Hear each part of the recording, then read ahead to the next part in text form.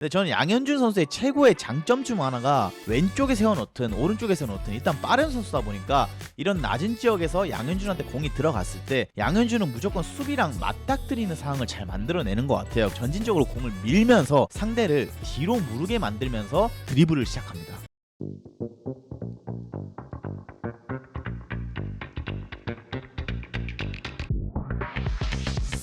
후반쯤 좀 뒤늦게 교체 투입이 됐어요. 그래서 어제 10번에 니콜라스 퀸이라는 선수랑 교체 투입이 되면서 어쨌든 피치를 밟게 됐고 양현준 선수가 투입돼서 뛰는 모습을 우리가 좀 볼 수가 있었죠. 그리고 들어가서 2분 만에 어제 세트피스 찬스에서 코너킥이 만들어지게 됩니다. 그래서 어제 여기 보시면은 뭐 디오고 조타도 있고 여러 선수들이 지금 포진이 되어 있고 양현준 선수는 지금 골대 앞쪽에 이렇게 포진이 돼가지고 키가 그렇게 크지 않는 선수들이 대부분 저 앞쪽 위치에 많이 위치를 해요. 그래서 골키퍼의 시야 방해도 하고 그 다음에 짧게 오는 공들을 대부분 처리하는 역할을 맡게 되는데 여기서 이제 코너킥이 쭉 올라오게 되고 제가 아까 말씀드린 것처럼 양현준 선수는 골키퍼 앞에서 시야를 약간은 방해해주는 역할을 맡아주게 됩니다. 그래서 여기서 이제 헤딩 싸움이 일어나게 되고 해리케인이 여기서 헤딩을 쭉 걷어내게 되는데 아쉽게도 제대로 처리를 못하게 되고 다시 한번 공이 높게 뜨게 돼요. 그래서 셀틱에 있는 선수가 해리케인 선수와 강하게 또 경합을 해주면서 공이 이렇게 뒤로 흐르게 돼요. 그래서 양현준 선수가 여기서 정말 오프 더 볼 움직임이 좋은 게 항상 집중력을 잃지 않고 있다가 이 위치에서 떨어지는 이 타이밍에 정확하게 공을 원래는 양현준 선수가 제가 봤을 때는 골대로 이거를 바로 다이렉트로 슈팅을 때리려고 했던 것 같아요. 근데 여기서 이제 본인 의도와는 좀 다르게 공을 건드리면서 앞에 있는 이제 마에다한테 공을 연결해주게 됩니다. 그래서 마에다가 여기서 머리로 공을 밀어 넣으면서 셀틱의 2대1로 따라가는 만회골을 기록하게 되는데 이게 어떻게 보면은 골문 앞에서 이 아시아 선수 두 명이 움직임이 너무 좋았다라는 평가를 좀 하고 싶어요. 왜냐하면은 마에다도 골대 앞에서 어떻게든 골을 넣겠다라고 생각을 하고 딱 서 있는 모습이 보여지고 그리고 양현준 선수도 솔직히 건드리기 힘든 볼인데 이거를 끝까지 발을 뻗어내면서 살려내서 마에다한테 연결까지 해주는 모습을 보면은 확실히 이게 교체로 들어가서 내가 뭔가 흐름을 바꿔야 된다라는 생각이 좀 강하게 작용했던 경기가 아닐까 이렇게 좀 생각을 해봅니다. 그래서 어쨌든 양현준 선수가 이렇게 흘려주고 마에다의 헤더로 인해서 팀이 또 따라가게 되는 득점을 만들어내게 되고 더 가까운 장면에서 봐보시면은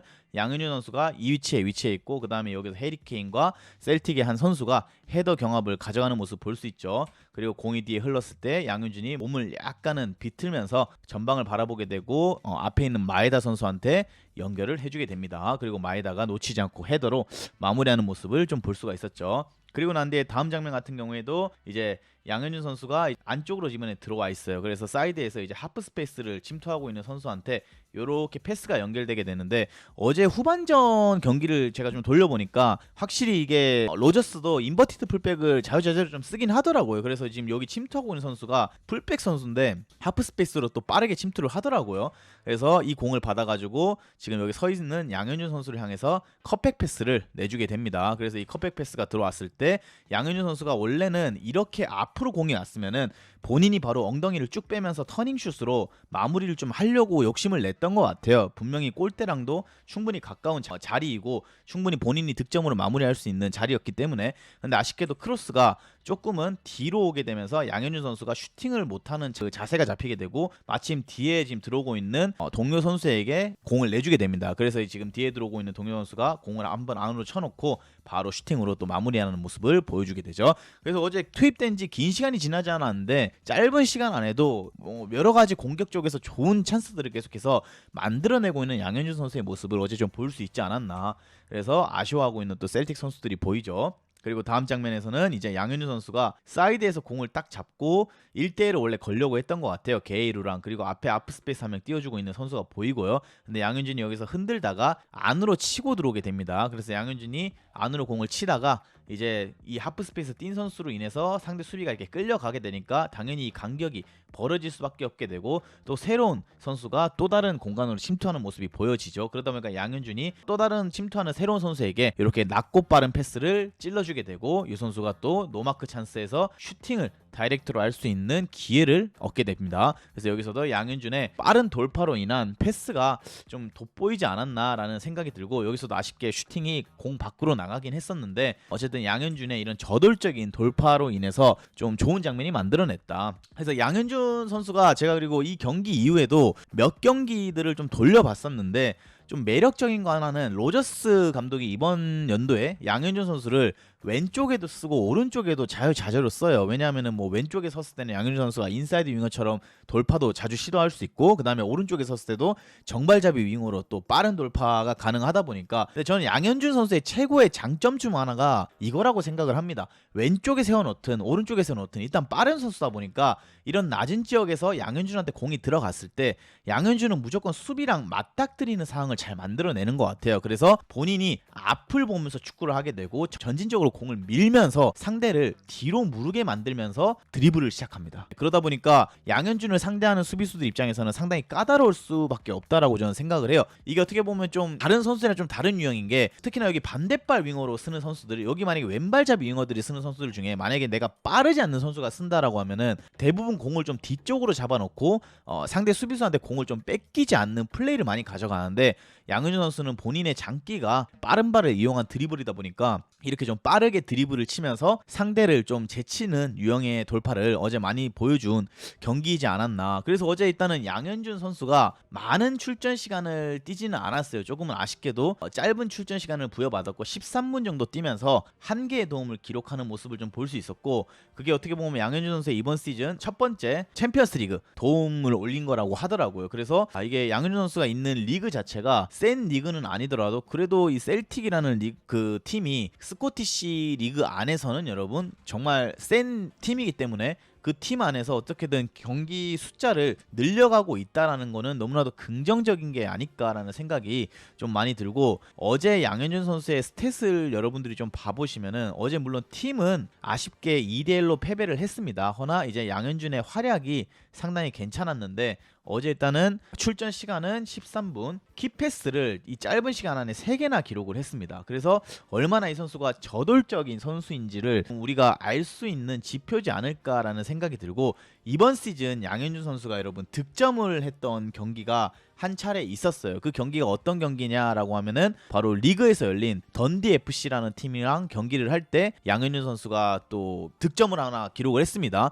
그래서 이게 이제 어떻게 보면 1월 14일에 열렸던 경기인데, 이 경기도 여러분들이 좀 같이 봐보시면은 지금 이제 이거는 리그 경기입니다. 여러분 중앙 수비수에서 테일러라는 선수한테 볼을 이렇게 딱 밀어줍니다. 이거는 양현준 선수가 왼쪽 윙어로 나온 경기이고, 여기서 이제 화면 끝에 보이는 양현준 선수가 이번에 왼쪽에서 이런 공을 받아가지고 전진적으로 공을 잡아놓는 모습을 볼 수가 있죠. 그러니까 저는 이게 양현준의 좀 매력이라고 생각을 해요. 아까도 말씀드렸던 것처럼 본인이 공을 잡고 있을 때 좀 뭔가 뒤로 공을 잡으면서 상대를 약간 등을 지는 플레이를 하기보다는 전진적으로 공을 밀면서 오히려 상대가 뒤로 무르는 수비를 하게 만드는 게 양현준을 러저스 감독이 좀 신뢰하는 이유 중 하나가 아닐까라는 생각을 하고, 여기서도 양현준이 안쪽으로 공을 치다가 테일러가 이렇게 오버래핑을 나가다 보니까 오버래핑을 나가는 테일러에게 패스를 딱 넣어주게 되고, 테일러가 여기서 얼리 크로스를 강하게 올리는 장면이 나오게 되죠. 그래서 이날 같은 경우에는 또 이 3번에 테일러라는 왼쪽 풀백 수비수랑 정말 좋은 합을 많이 보여주더라고요. 그래서 여기서 크로스가 올라가게 되고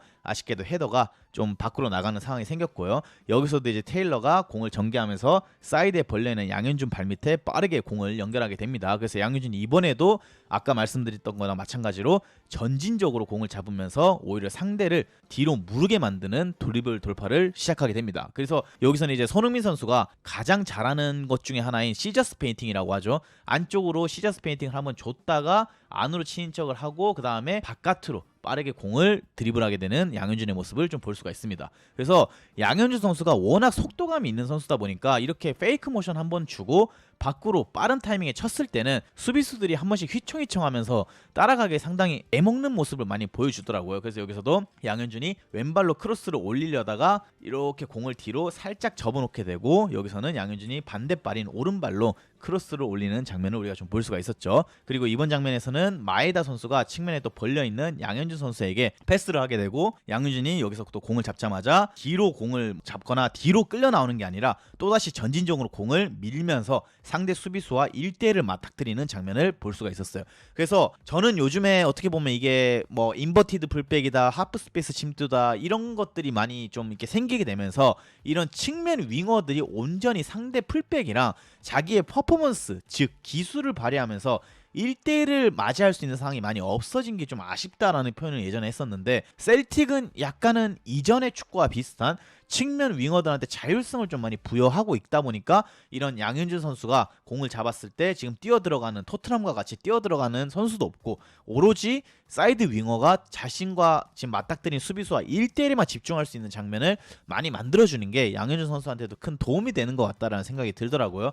여기서도 양현준이가 자신있게 공을 앞으로 밀다가 사이드로 빠르게 치게 됩니다. 그러다 보니까 수비수가 당연히 양현준 선수를 따라가지 못하게 되고, 여기서도 왼발로 낮고 빠른 크로스를 올리면서 어떻게 보면 사이드에서 계속해서 흔드는 유형의 임무를 완벽하게 완수하는 모습을 좀 볼 수가 있었습니다. 물론 아쉽게도 상대 수비수가 걷어냈었어요. 그리고 다음 장면 같은 경우에도 이날은 이제 양현준 선수가 제가 방금 말씀드렸던 것처럼 이번 시즌 첫 득점을 했던 경기이기도 했는데, 여기서 이제 득점이 나오게 돼요. 사이드에 벌려있는 후루아씨, 지금은 이적을 갔습니다. 후루아씨한테 낮고 빠르게 패스를 연결하게 되고, 이게 지금 셀틱이 아시아 선수를 좀 좋아하는 이유를 좀 알 것 같은 게, 후루아씨는 물론 떠나긴 했지만 지금 후루아씨가 떠난 이 자리를 마에다도 가끔 뛰기도 해요. 물론 이게 마에다가 애초에 뭐 윙어 자원이라기보다는 뭐 공격수 아무데나 다 쓸 수 있는 선수다 보니까, 빠르고 저돌적이다 보니까 마에다도 이 자리에 쓰는 것 같은데, 이 셀틱이라는 구단이 아시아 선수를 좋아하는 이유 중 하나가 일단은 체구가 약하고 좀 작을 수 있지만 이 스코틀랜드 선수들에 비해서 상당히 저돌적이고 빠릅니다.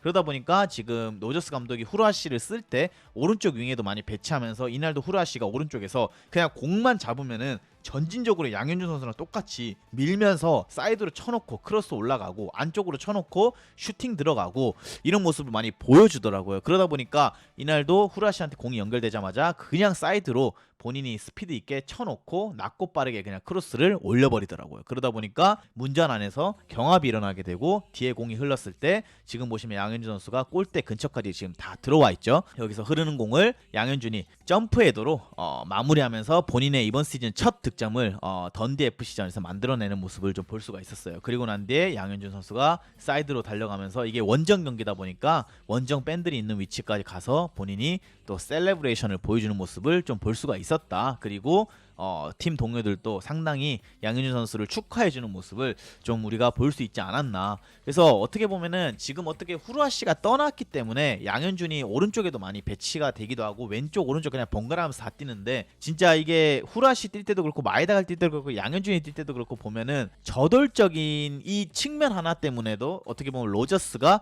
이 아시안 선수들을 무조건적으로 기용을 할 수밖에 없는 상황인 것 같아요. 지금 권혁규 선수, 그 다음에 오영규 선수 3명의 선수가 셀틱이라는 팀에 가서 활약을 했지만, 결국에는 오영규 선수는 뭐 후라시와의 경쟁, 그 다음에 좀 더 피지컬이 좋은 원톱 공격수를 원했던 로저스 감독에 의해서 지금 벨기에 리그로 떠나게 됐고, 그 유일하게 남아있는 지금 자원인 양현준 선수는 살아남을 수 있는 이유 중 하나가 빠른 발을 가진 저돌적인 느낌을 계속해서 보여주고 있기 때문에, 측면에서 로저스 감독이 신뢰를 굉장히 양현준 선수한테 많이 보내주고 있는 게 아닐까라는 생각이 좀 강하게 들더라고요. 근데 한국 선수들이 해외에 나갔을 때 살아남을 수 있는 장기 중에 하나가 또 측면 자원들을, 아시아 선수들을 상당히 좋아하는 감독들이 많아요. 왜냐하면 제가 뭐 방금도 보여드렸던 것처럼 워낙 저돌적이고 빠르고 그 다음에 악착같이 수비 가담도 해주다 보니까 이게 외국 감독들이 이 아시아 선수들을 함부로 무시할 수가 없고, 이거는 지금 이번 시즌 양현준 선수가 출전한 경기 숫자인데요.